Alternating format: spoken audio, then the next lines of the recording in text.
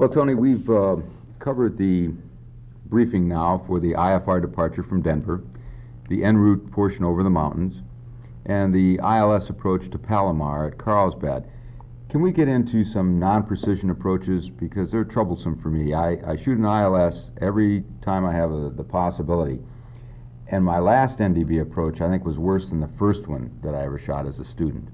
Yes, what you're experiencing, Jack, is a common occurrence among business pilots.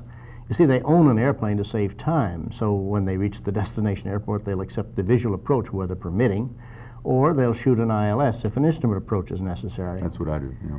Well, most major airports have excellent ILS facilities, and the pilot should use them whenever possible. It's the safest and surest method of landing on the first attempt. However, not all airports are equipped with instrument landing systems, and even airports that have an ILS system may be using some other type of approach due to weather or failure of the ILS system. And now you're forced to execute some form of non-precision approach. And you know, there are many variations of each type of non-precision approach. At any rate, at the very least, Jack, you should regularly practice making the non-precision approaches, if only in a good simulator. I can understand that, but non-precision approaches, I'm of the opinion that they're more difficult to fly and, to my mind, more dangerous. You don't have precise vertical or horizontal information. You run into the problems with wind and timing. You have to use several nav aids quite often to get in. And those are just a few of the problems, Tony. Well, of course, that's all true, Jack, and yet with practice, even the imprecise NDB approach can be flown with a great deal of safety. You know, we discussed the ILS approach in our last briefing, so now I'd like to cover the various kinds of VOR approaches and the NDB approach and the ASR approach in some detail. Now, the localizer-only approach, localizer back courses, the LDA, SDF approaches, well, we'll cover those in somewhat less detail. And wherever the DME information is provided on VOR and ILS approaches, we will determine if and how that approach can be made without DME information. That'd be good to know. Now, I'll also divide this briefing session into 3 sections, Jack. And first, we'll describe the segments of the instrument approaches. And then I'll cover some pilot techniques, which should help you make the approach safer, and it'll make it easier for you to fly it. And then finally, we'll describe each of the non-precision approaches.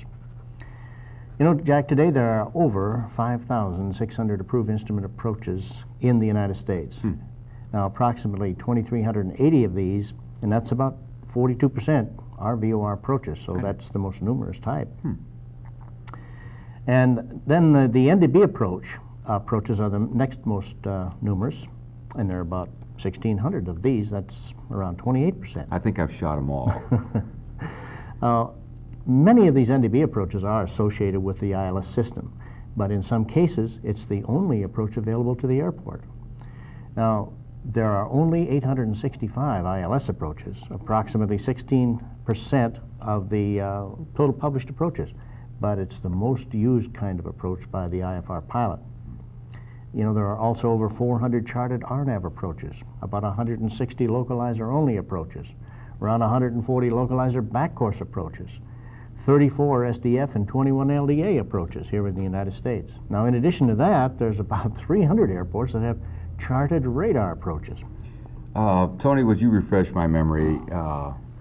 I have an idea that an SDF is a small direction finder and the LDA is a limited directional aid or something like that. Well, you're close, Jack. An SDF is a simplified directional facility, and the LDA is a localizer type directional aid. Now, I'll mention these and discuss them again later in the briefing. Fine. You know, every instrument approach is made up of segments, and some of the instrument approaches have all 4 segments, but other approaches can be made by completing only 2 of the segments. Now, let's start our briefing by explaining these segments. During this briefing, we'll be using the United States Standard for Terminal Instrument Procedures, or the TERPS manual, the AIM, some advisory circulars and other government publications, and selected Jeppesen charts. By the way, Jack, do you have a current AIM? Well, if by current you mean 3 years old, yes, I have an AIM, but I still use it occasionally. You know, not enough pilots realize that the information in the AIM is directive in nature. The popular belief is that the AIM is only informative.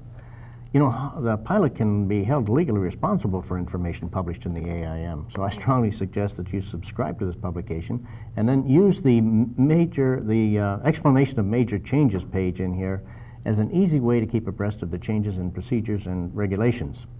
So what you're saying, ignorance of the regulation is no excuse. That's true. Well, that makes sense, and I'll do that. Can I have the subscription form out of there when we're done? Oh, better yet, Jack, take the manual. Oh, thank you. And now you'll get a new copy about every 3 months once you subscribe. Okay. Now, TRPS Manual Section 214 states that an instrument approach may have 4 segments. Well, excuse me. I have trouble, knowing where I am on the approach, what segment, and I always don't have the idea of what I'm to do on the next segment. Well, that's understandable. Many pilots have that same problem, Jack. But you must learn to visualize your position constantly during an IFR approach. When you can do this and standardize all your procedures, your instrument approaches will automatically be safer and much easier for you to negotiate. Now, as I was saying, there are as many as 4 segments to these approaches. There's the initial segment, the intermediate segment, the final segment, and the missed approach segment. But when a feeder route is designated, you might want to consider this a segment of the approach as well. You see, the TRPS manual says that in some cases, it is necessary to designate a feeder route to safely navigate from the en route structure to the initial approach fix. See, the en route airway obstacle clearance then will apply on the feeder route. The minimum altitude established on a feeder route, however, should never be less than that established for the initial approach fix. Otherwise, you'd have to fly up to it. That's correct. You see, a feeder route begins where the aircraft leaves the en route structure and ends at the initial approach fix. Now, in most cases, the instrument approach commences at the initial approach fix. On the initial approach, the aircraft has departed the en route phase of flight and is now maneuvering to enter the intermediate segment. On an initial approach may be made along an arc, a radial, a course, a heading, a radar vector, or any combination of these. Procedure turns, holding pattern descents, and high altitude penetrations can also be initial approach segments. Now, when holding is required prior to entering the initial segment, the holding fix and the initial approach fix should coincide. The initial segment shall provide 1,000 feet of obstacle clearance in the primary area. The initial segment is not limited to any specific length. The initial approach segment begins at the designated initial approach fix and ends when the aircraft turns inbound to the final approach fix. Remember, intermediate fixes are not always designated on the approach plates. Now, for many reasons, the intermediate segment may be the most important of the segments to the instrument pilot. Why?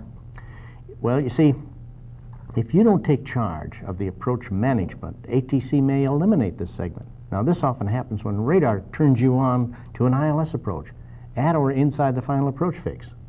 We'll discuss some ways to avoid that in the pilot technique section in just a few minutes. But when the intermediate fix is a part of the en route structure, an initial segment may not exist. And in this case, the approach begins at the intermediate fix, and the intermediate segment criteria apply. A minimum of 500 feet obstacle clearance is provided in the primary area of this intermediate segment. Remember, the obstacle clearance in the initial segment was 1,000 feet. Now, this is the segment which blends the initial approach segment into the final approach segment. And here is the last chance for you, the pilot, to stabilize the aircraft prior to the final approach segment. And so your approach speed, your configuration, your power, and trim adjustments are made here prior to crossing the final approach fix. Well, at any rate, Jack, treat the segment just prior to the final approach fix as the intermediate segment and do all of these things, even though the segment could but double as the initial segment in some cases. Now, insist on a segment here with at least 1 minute or 2 miles of straight and level flight before crossing that final approach fix.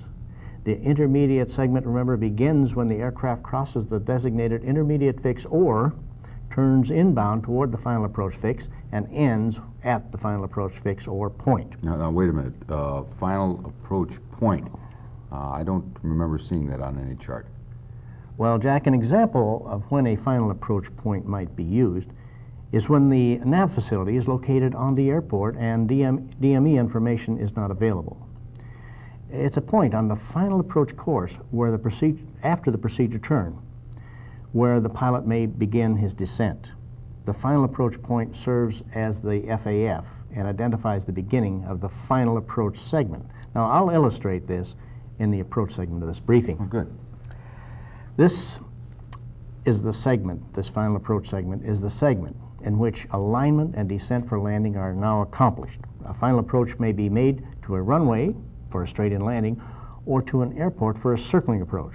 The final approach segment begins at the final approach fix or point and ends at the missed approach point or at touchdown. Remember, the visual portion from the MDA to the runway is part of the final approach segment.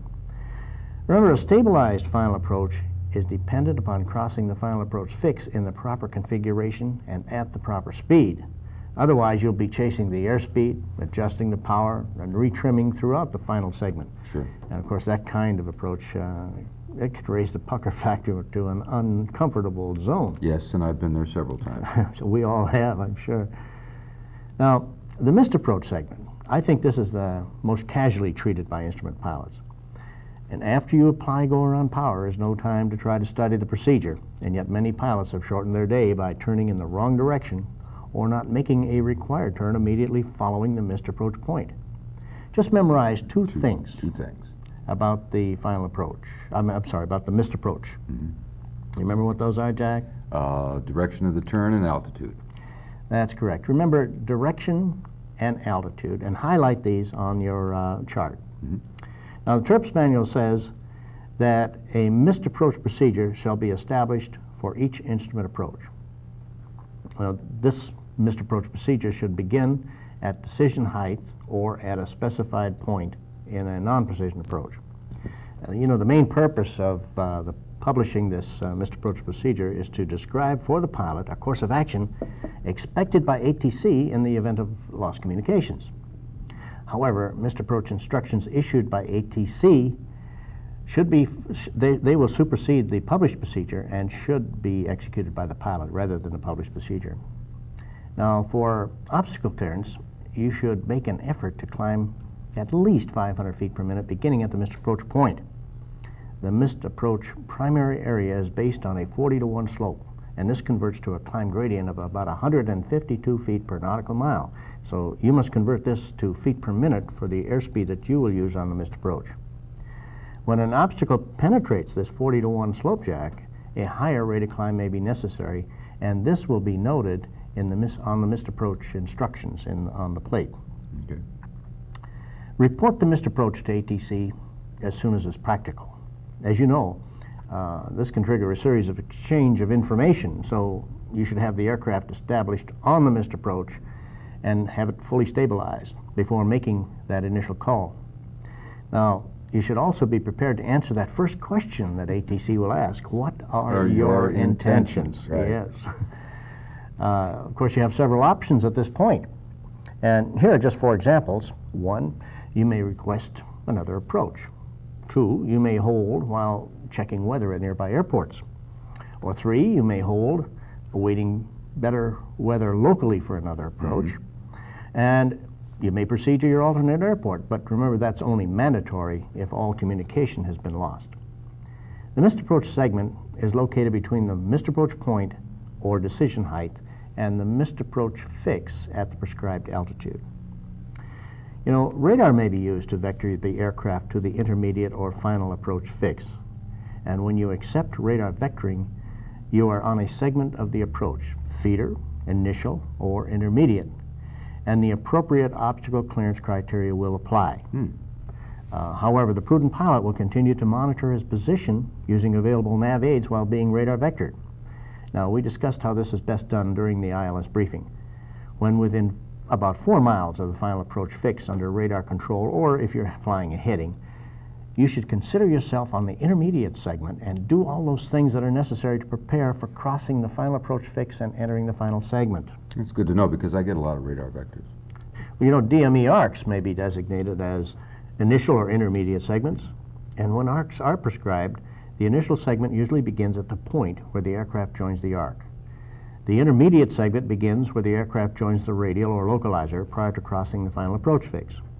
On ILS approaches, when the angle of interception between the arc and the intermediate segment exceeds 90 degrees, a radial which provides at least 2 miles of lead-in shall be identified to assist in leading the turn onto the intermediate or inbound course. Now, this is not necessary for VOR approaches because the movement of the needle is slow enough to allow the pilot to follow it to the inbound course. These arcs are generally no further than 30 miles, nor any less than 7 miles from the navigational facility. And the width of the arc is the same as an airway, that is, a total of 6 miles each side of the center line. Now, the first 4 miles each side of the center line is considered the primary area, and the last 2 the secondary area, the same as on an airway. Now, the obstacle clearance conforms to the segment on which the arc is used. That is, if it becomes the initial segment, then 1,000 feet of clearance is available, or if it is used as an intermediate segment, then 500 feet obstacle clearance is provided.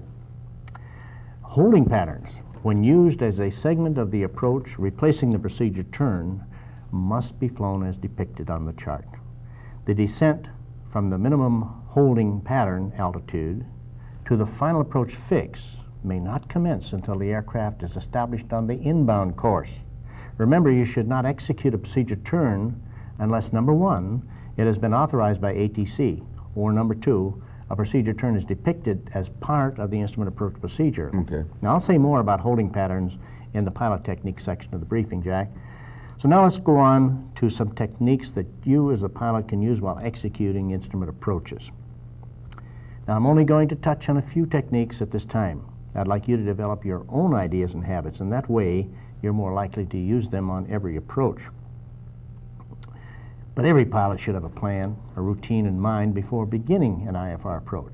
And the first thing recommended by instructors and FAA check pilots is an IFR checklist. Now, we discussed a sample format of an IFR checklist in the ILS briefing, but I want you to develop your own checklist.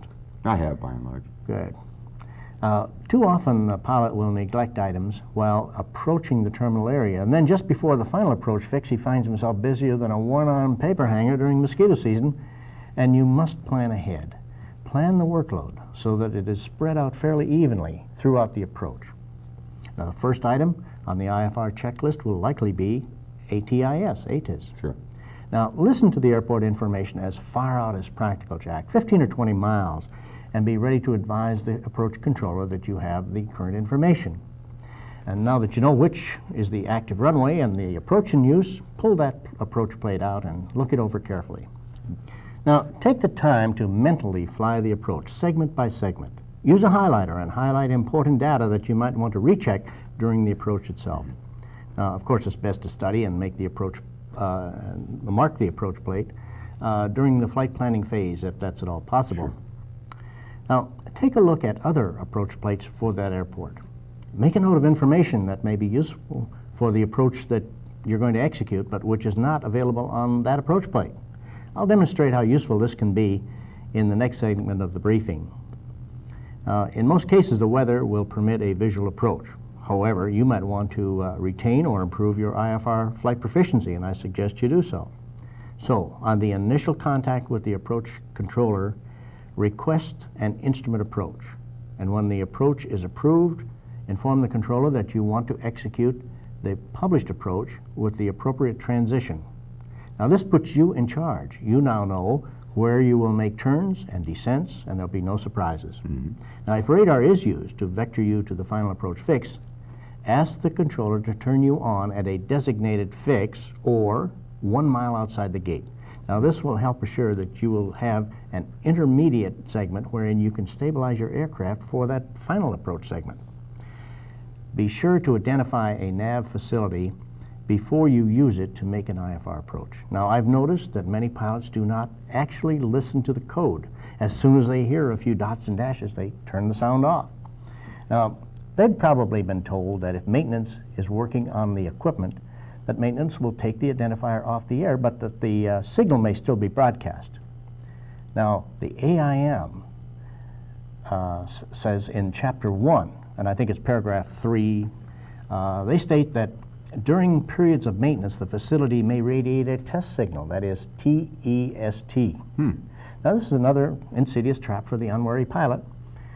Here is an added danger for those who don't or can't read the code. Now, why don't they use a warning signal of some kind that cannot be mistaken? A different tone, for instance, or a series of just dots. Yeah, that'd be a good idea. Yeah. Okay, I'm with you so far about speed control. In my Baron, where should I slow to approach speed? Well, I'm glad you brought that up, Jack. Some pilots cross the final approach fix at cruising speed and configuration, and others slow to 1.3 VSO while they're still approaching the initial approach fix. And both ways can give you and the controller a heap of trouble. The AIM says the pilot should slow to approach speed when within the 3 minutes prior to crossing the initial approach fix. But remember, this is not the approach speed referred to in your aircraft owner's manual. Now, that approach speed should more accurately be referred to as the threshold crossing speed. Using that speed in most twins on final would cause you to fly the aircraft below the blue line on final. It's too slow to mix properly with traffic at busy airports, and if you encountered a wind shear or wingtip vortice, you would not have enough inertia to carry you through to a safe recovery. Now, it's a good idea to inform the final controller of your intended airspeed on the final, and now he can properly space you in the traffic flow. Okay. Now, you should pick a speed that's comfortable to fly and within the capability of the autopilot system, because sometimes you will make autopilot approaches. Usually twin pilots like, about 120 knots from a point somewhere outside the intermediate fix until the field is in sight on the final. That's what I use, yeah. Now, at about 200 feet above the airport, or approximately 3,500 feet from the end of the runway, about where the middle marker is normally located, you can reduce power, deploy full flaps, and slow to 1.3 VSO as you cross the threshold. Now, it's very important during a non-precision approach that the speed remain as constant as possible from the final approach fix to the missed approach point. You see, this is the timed portion of the approach, and speed is crucial to accurately establish where the MAP might be. Now, this can be a problem unless you know the power settings for the desired speeds while using various configurations and for descent as well as level flight. And that's why we established the speed chart for your aircraft prior to beginning the training. Yeah, and I found that chart to be very helpful when I'm making instrument approaches especially. Another technique, Jack, that I'd like to stress is staying ahead of the aircraft. Now, to do this, you must know where you are at all times while in the terminal area. If there's an area chart, be sure to use its unique features to help you locate your position. Project your position on the chart by 2 or 3 miles. What will you be doing then? Descending, turning, intercepting a radial or bearing? Now, prepare for that event. Don't wait for the ATC instructor or ATC controller to call. Anticipate and be ready for the instruction that you will receive. Sure. Now, while flying IFR, always use a headset or a boom mic and a boom mic. The advantages are manyfold. Outside noises are practically eliminated. Your hands are free to fly the aircraft. You could reply to ATC requests much faster. Chances of a stuck mic are greatly reduced, and if a speaker or an audio panel fails, you're still in business. And it facilitates copying instructions as well, since you only have one hand free to either hold a mic or write on the pad. Mm-hmm. Mm-hmm. Now, when ATC issues an instruction, they expect you to execute the maneuver upon receipt. Now, they expect climbs and descents to be at least 500 feet per minute and turns to be standard rate. If you can't comply, inform ATC at once. As a matter of fact, if you can't comply with an ATC instruction of any kind or for any reason, inform the controller immediately. And he will, he will not insist that you do something that your aircraft's not capable of doing. So he will issue alternate instructions. As a matter of fact, you may even request an alternate course of action at any time if you desire. The controller will approve if it's possible. Now, when you're in the terminal area, make an effort to use all the available navigational equipment in your aircraft. For instance, don't leave the number 2 nav on a facility 80 miles behind you. Use the NDB, any available DME information, the radar altimeter, altitude alert devices, electronic timers, LORAN, RNAV, ground proximity devices, or anything else that you have aboard. Now, for instance, I use radar altimeters and altitude alert devices to to remind me to recheck my gear at about 400 feet on visual approaches, especially at night. It caught me with no gear in at least 2 instances in which I might have been caused to join the those that have club. One more thing. Repeat back to the controller all headings, altitudes, altimeter settings, and transponder codes, in other words, numbers. Pilots often mistake one number for another. For instance, they will fly a 250-degree heading instead of leveling off at flight level 250. Now, if the FAA could establish a definite way of expressing differing information, I think it would help prevent potentially disastrous situations. For example, when I was flying the DC-6, we call for manifold 25 for a power change and flaps 25 for a configuration change. Some numbers, these are the same numbers, but different application. Sure. Now, NASA's free publication called Callback nearly always has a few examples of this sort of error reported by airline pilots, military pilots, as well as general aviation pilots. As a matter of fact, their latest issue shows that this is the most common type of error that occurs. So stay alert, Jack, and repeat all numbers for confirmation before acting on them. I'll certainly do that. You know, you said that you'd mention holding patterns again. I find that I'm not asked to hold often, but it seems that when it's requested, I'm in unfamiliar territory, and I'm not always certain how I should enter the pattern in the limits of the protected airspace, Tony. Well, remember that the entry method which is described in the AIM is a suggestion only, and the main point is to enter without violating other protected airspace. Now, take a look at a typical holding pattern here. Basically, if you are approaching the holding pattern, or approaching the holding fix from the holding side, make a direct entry. That is, cross the fix and turn outbound. If you are approaching from the non-holding side, cross the fix and either execute a teardrop entry or a parallel entry, whichever requires the shorter turn. Now, word of caution.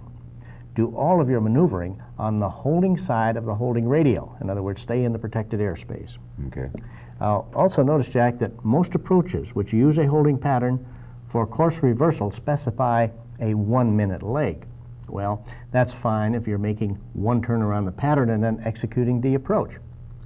But when you're given instructions to hold, you should insist on an expected further clearance time if it isn't given to you. And this is in case of lost communications.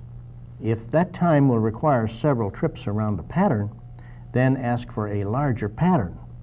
Aren't you always given an EFC time, Tony? Usually, but occasionally when they're busy or when the weather is not down to minimums, they sometimes don't issue that. So what you're saying is I should ask the controller for 2 or 3 minute legs while holding. Well, that might be okay, you know, but most pilots don't like having to keep track of time on each circuit. Most facilities on which that you will be holding have DME information. So ask for a 3 or 4 mile leg. You see, 3 miles will always be right here, regardless of the wind. Now, 3 minutes might be here in a headwind and here in a tailwind. I recommend on the initial circuit that you use either a 2-minute or 3 mile leg. I have seen pilots cross the fix, turn into the wind, begin the time when the wings are level, turn back to the fix after 1 minute, get blown past the fix before the turn is completed, and then they're unable to locate the fix again. Meanwhile, they have violated miles of protected airspace. I'm sure, Jack, that at some time you've heard airlines asking for 10-mile legs while they're holding. Now, in your plane, 4 miles would be sufficient.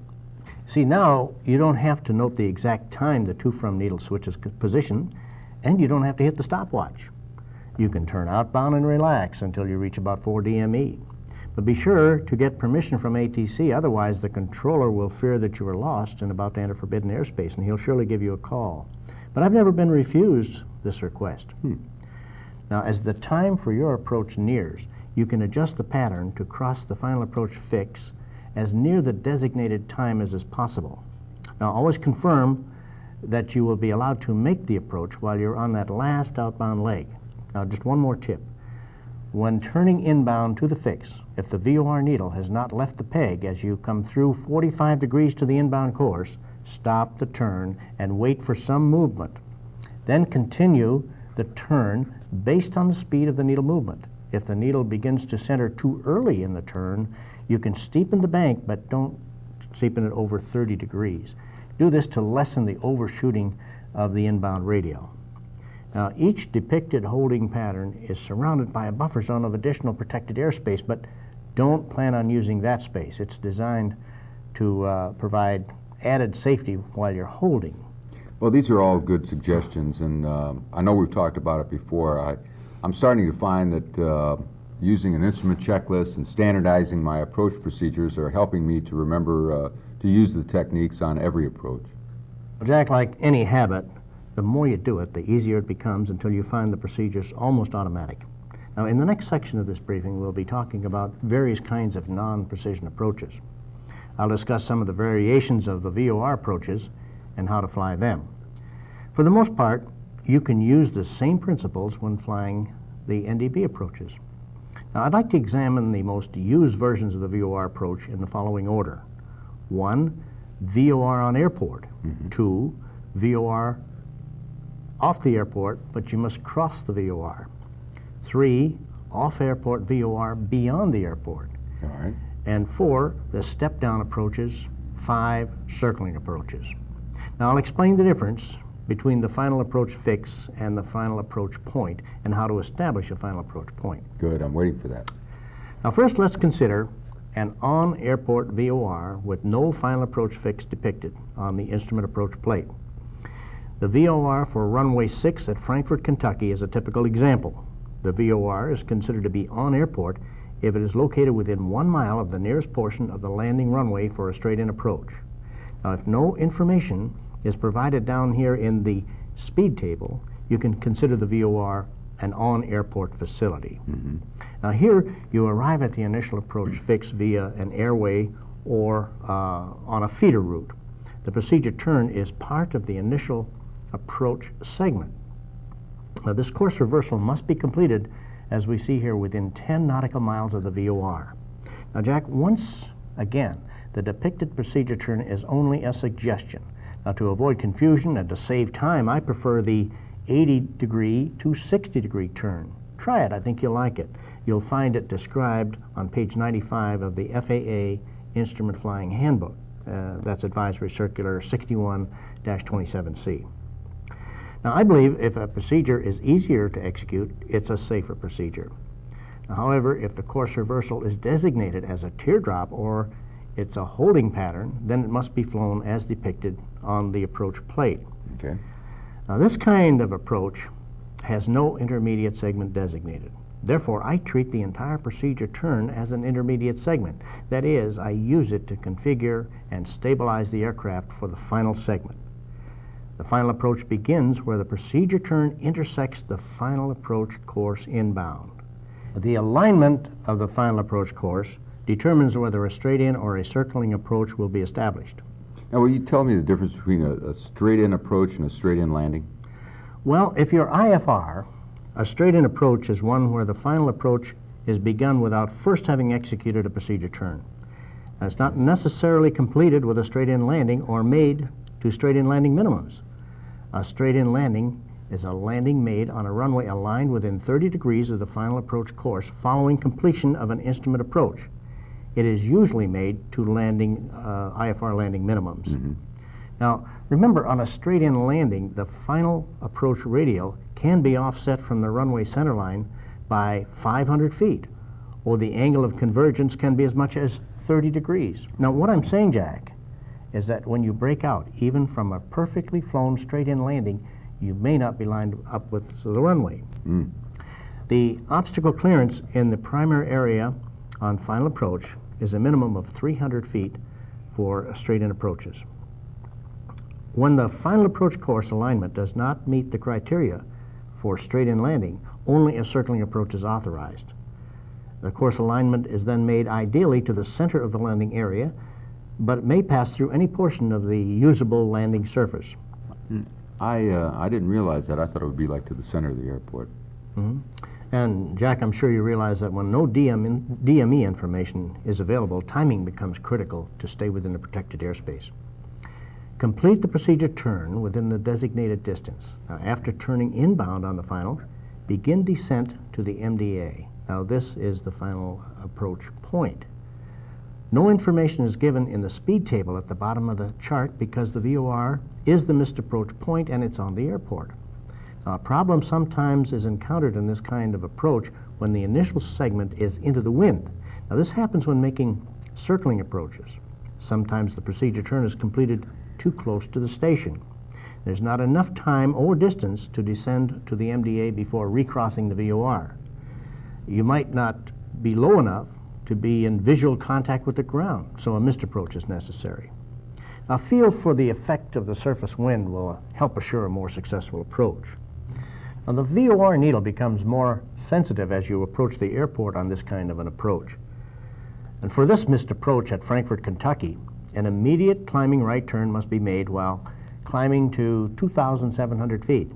Now notice at MDA you are only 250 feet above the highest obstacle in the airport reference circle. The on-airport NDB is flown basically the same way as the on-airport VOR. It's the easiest type of NDB approach to fly accurately. Seems so. Well, Jack, there are two general types of off-airport VOR approaches. Those approaches where you fly toward the VOR, and those where you fly away from the facility while you're on the final segment. Now, here's an example at Elkhart, Indiana, where the pilot must fly across the VOR and then away from it while on the final segment. There are several ways of entering this approach. You may be vectored to the initial approach fix at the South Bend VOR. Now, notice the no procedure turn area on this chart, Jack. This is a fairly new procedure, and if you enter via an airway anywhere in this sector, no procedure turn is authorized. Now, course reversal is accomplished via the holding pattern. If you are holding, you can expect to begin the approach directly from the holding pattern. Now, you know this because the holding pattern is shown in a thick black line indicating it is a segment of the approach. Now, in some cases, like Needles, California here, for instance, the approach cannot be made directly from the holding pattern. Now, there are several reasons why this may be true, and they're all outlined in the TERPS manual. But as a pilot, you need not know the precise reason. The thin line depicting the holding pattern indicates that it is not a part of the instrument approach. So you must complete the procedure turn and cross the VOR final approach fix, in this case at 3,700 feet. Okay. Now, Goshen, Indiana's VOR to runway 9 is an example of the VOR being located beyond the airport. If you begin the approach from the Goshen VOR, you can fly a feeder route to the initial approach fix at Sony's intersection. However, since radar is available, you might be vectored to the final approach fix from any position in the terminal area. Now, after completing the procedure turn within 10 miles of Sony's, that is within 26 DME, you cross the final approach fix at 2,500 feet and enter the final segment. If you do not see the runway environment at the visual descent point, that is 12.2 DME, well, you might as well prepare to execute the missed approach. Now, you can execute this missed approach at any time on the final segment, but no later than 11 DME, which is the missed approach point. Notice that you are authorized to make this approach without DME, but then you must be able to identify Sony's so that you can time the final approach segment to the missed approach point. So therefore, a second VOR would be required. Now, strict attention to distance and or time is critical on this type of approach. Remember, when executing a non-precision approach, our initial descent from the final approach fix to the MDA should be at 800 to 1,000 feet per minute to assure reaching the MDA prior to crossing the MAP. Now, this means that a special effort must be made to keep the airspeed constant while on the descent, as well as while flying level at the MDA. Sure. Now, one of the most dangerous non-precision approaches can be the circling approach. All instrument approach plates provide circling criteria. Many airports have only a circling approach capability. The VOR DME at Ramona, for instance, is one of these. That's in Ramona, California.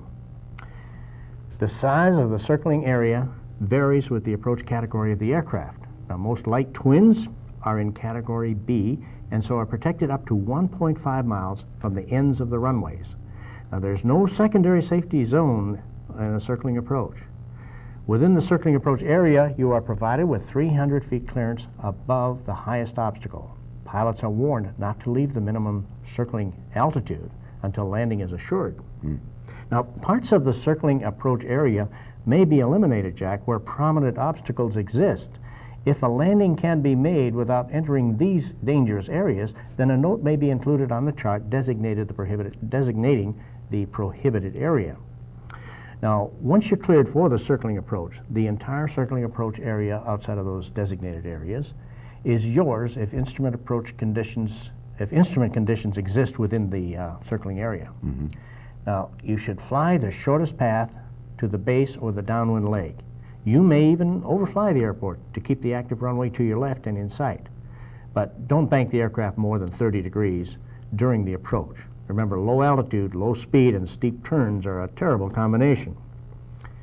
Sometimes, though, VFR or other flying is in progress within the circling approach area. Now, this is often the case at remote fields. If a tower is operating and the weather is above IFR minimums, then just follow the instructions from the tower. Sure. If the runway is lost during the approach for any reason, execute an immediate missed approach. Begin a climbing turn toward the center of the field and then join the missed approach procedure. Don't loiter at circling minimums hoping that you'll see the runway again. Frankly, Jack, I will not even attempt a circling approach if the weather in the circling approach area is at or near IFR minimums. It's just one of the limits that I place on myself as part of my life insurance program. Probably a good idea. Now, step down permits additional descent within a segment of the instrument approach. This step-down concept allows a much lower MDA at many locations, but you must be equipped to identify the step-down fixes. Some approaches will have a series of steps as obstacles are overflown on the final. However, there will never be more than one such fix between the final approach fix and the missed approach point. The step-down fixes will be identified by DME distances or a cross-radial from another VOR.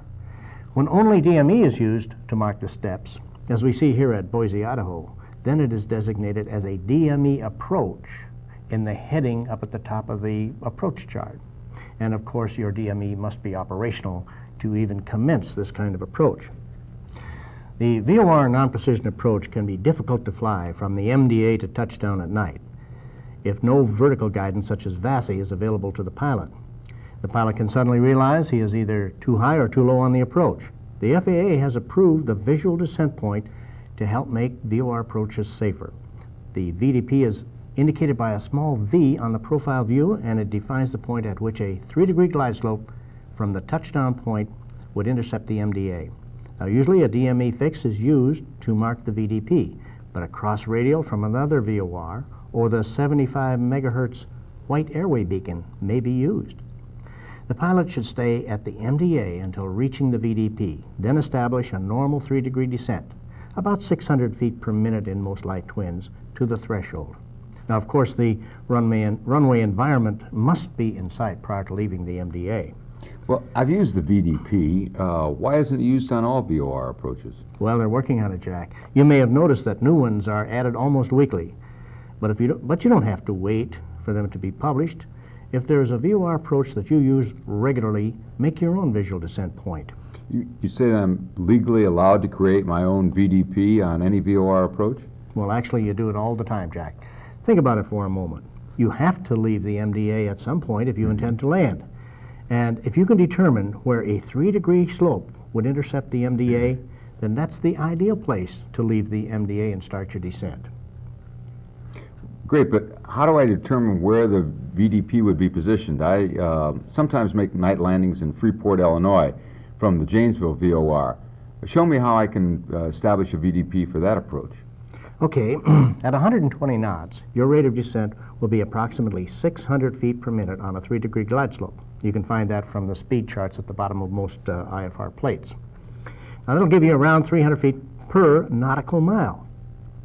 Now, first subtract the field elevation, in this case 846 feet, from the MDA altitude of 2,500 feet, and we find that we must descend about 1,600 feet. Now divide this by your 300 feet per nautical mile, and we find that the VDP must be located about 5 miles from the touchdown point. Touchdown is about 28 miles from the VOR, so the VDP should be placed at about 23 DME. Notice, Jack, how we round out these numbers to facilitate rapid mental calculation without having to use a calculator. Now, when we reach the 23 DME point, your visual descent point, use the same procedure as you would on an ILS final. And that will take you to the touchdown point as though you were flying an ILS glide slope. Sounds easy.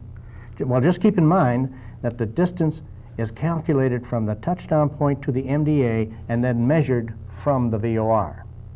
Now, Tony, I don't have any particular trouble shooting VOR approaches. I know that if I respect the minimums on the approach chart and stay within a protected area, VOR approaches can be flown, to my mind, pretty safely. However, several times a year I have to make an NDB approach. Sometimes I get a bit confused somewhere between the beacon and the airport. I remember you told me that NDB stands for something like, I've got no damn business doing this. Is there any way to make this approach easier? Well, it seems there are more concepts of how to fly the NDB than any other kind of approach. Now let me tell you how I do it, Jack, and then you can develop your own methods, and you will in the end anyway. First, an NDB facility may be located on the airport, prior to the airport, or beyond the airport, just like the VOR. Most everything we said about the VOR approaches can apply to the NDB approach. Now, as you know, flying toward the NDB presents few problems, so let's eliminate those where the beacon is on or beyond the airport. Okay. That's when we track away from the facility, that's when things can unravel. Generally speaking, that's true. Now, when the NDB is associated with an ILS as a locator auto marker, or LOM, it is usually about 5 miles from the runway. So just make sure you cross directly over it and then just hold your heading from the beacon to the MAP. In about 2 minutes, you should be on the visual portion of the approach. But now take a look at the NDB approach to Palomar Airport in Carlsbad, California. Now here the final segment is nearly 10 miles long. Most of these beacons are designed to give a reliable signal up to about 15 miles only. Now at 120 miles per hour, 120 knots, it will take nearly 5 minutes to fly the final segment.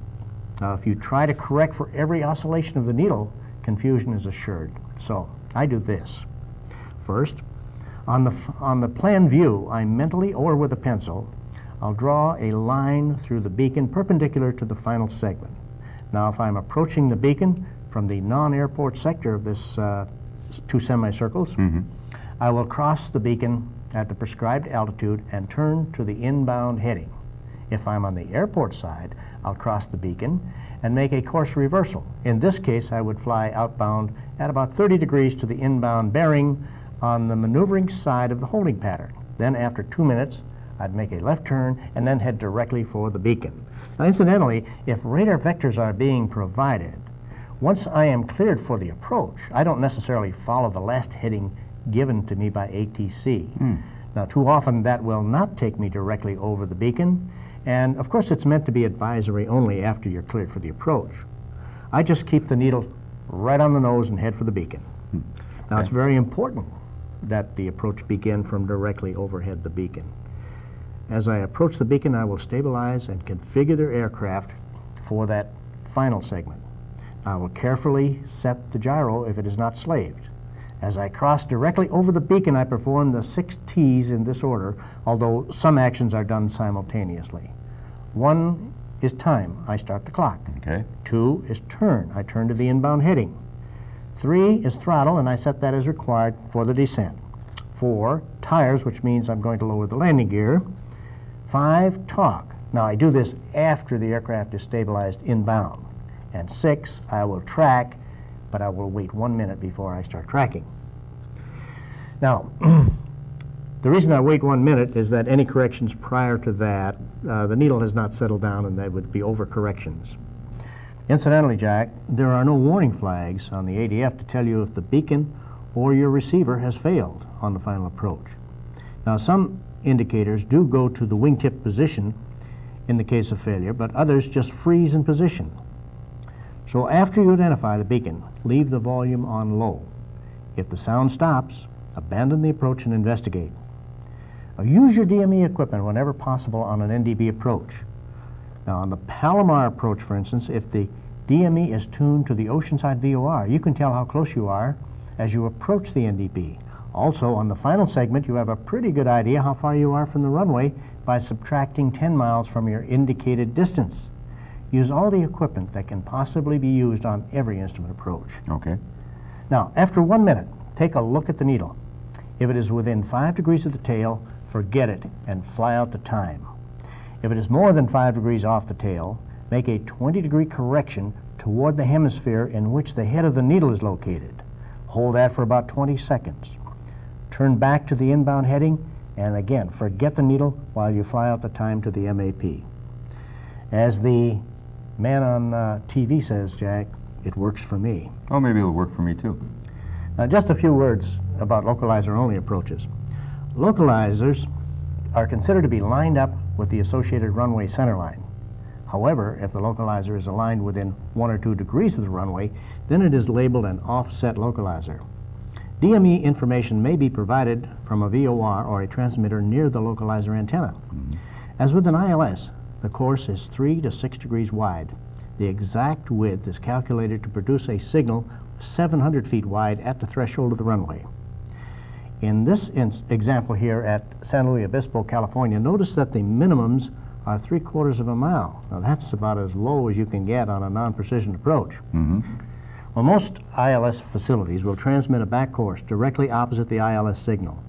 Now, some of these back courses have been flight tested and published as approved instrument approaches. The CDI reacts to the localizer signal the same way whether you're on a front course or a back course.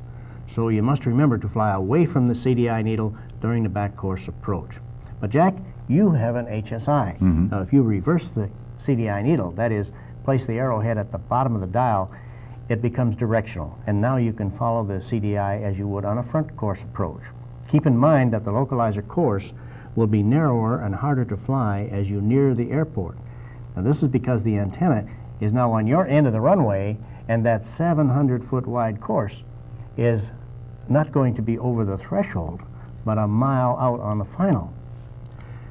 A word of caution, Jack. Some localizers and LDA approaches use DME information. Sometimes the DME transmitter is part of the localizer approach, and sometimes it is provided by a different facility. Now, here at Quincy, the DME information comes from a VOR beyond the airport. The MAP is located at 8.3 DME. At Pocatello, the DME information comes from a VOR on the final approach. The MAP is located at 2.9 DME beyond the VOR. A premature descent here might put you in the terrain short of the field. At Hayward, California, the DME is part of the system. The letters DME appear in the localizer frequency box. Now imagine what might happen if the DME equipment was left tuned to the Oakland VOR during the approach to Hayward. Now, all of these things have happened with unhappy results at airports with similar approaches. Let's take a look at the LDA approach, Jack. A localizer type directional aid can be used for a non-precision approach with the accuracy comparable to any localizer. However, it is not a part of an ILS system, and it is not necessarily aligned with a runway. It may even be located at a different airport. For example, the Burbank, California ILS localizer is used for the Van Nuys LDA-C approach. Incidentally, there are a few back course approaches and LDA approaches that have an electronic glide slope, but apparently these are being phased out. Now for the SDF approach. The simplified directional facility provides a final approach course similar to that of the ILS localizer, but it will never have a glide slope. You fly the SDF just as you would any localizer. However, the signal is wider and the final approach course is usually not lined up with a runway. The signal is fixed at either 6 or 12 degrees wide. The identifier will not be preceded by the letter I as localizers are. Now here at Elkhart, Indiana, we have an example of an SDF approach. Notice that there is a visual descent point, but more unusual, there's a back course SDF approach. I've gone into Elkhart a couple of times and haven't flown that approach, but have seen the charts. Now let's say a few words about area surveillance radar approaches. Okay. At fields where there are published ASR approaches, controllers are required to maintain ASR currency. And they're often willing to provide practice for pilots when their workload permits. Now I suggest that you request radar approaches so that when you must make one due to equipment failure, you'll be familiar with the procedures and phraseology used by the ASR controllers. Jack, did you know that there are published visual approaches? Well, these approaches are used by ATC to expedite arrivals at some airports. In some cases, nav aids are used to aid in making the visual approach. Now, here are two examples of such approaches at San Francisco, California. They require as much study and attention to detail as any IFR approach. So I suggest that you be prepared to accept these approaches at airports where they are available. I haven't picked up the habit you suggested of looking at all the approach plates. How important is that, and can you cite an example where it paid off? Sure. Last January, I was working on an instrument rating out of Van Nuys, California. As the student turned final, the controller asked the pilot to report Katy.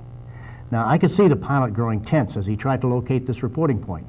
Tell him we are shooting a VOR approach, I said, since Katy was on the localizer. Oh, sorry. Report Percy, said the controller. Now, that pilot had just about abandoned flying the plane and certainly could not have safely continued the approach if he did not understand the controller's request.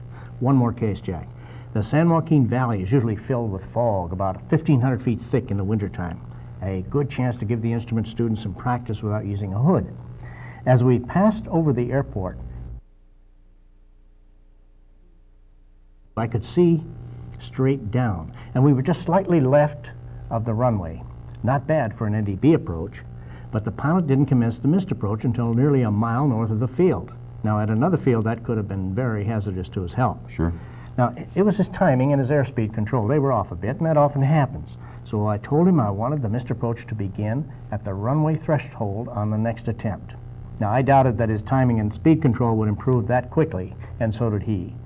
So we took a look at the VOR approach plate for runway 30 right.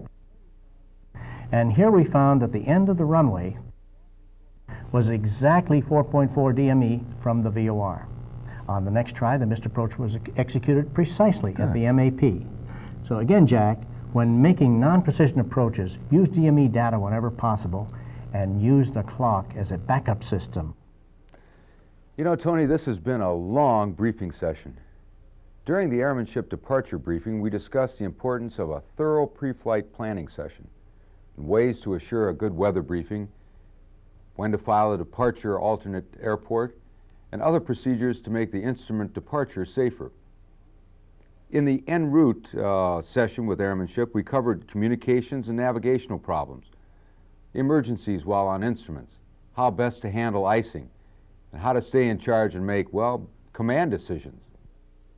During the airmanship approach briefing, we talked about a precision ILS approach. We dissected the approach charts and reviewed the area chart.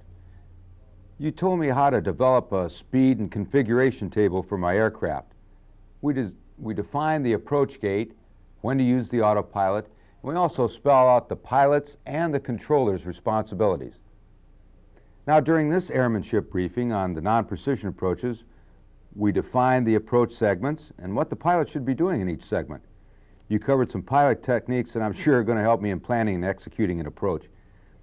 You know, Tony, I'm going to ask for an instrument approach whenever feasible, and I'll use your speed and configuration table. I hope to visualize my position and have the aircraft stabilized before beginning the final segment. I feel I'm on my way to becoming a fairly competent instrument pilot. I'm going to be enjoying it more, Tony.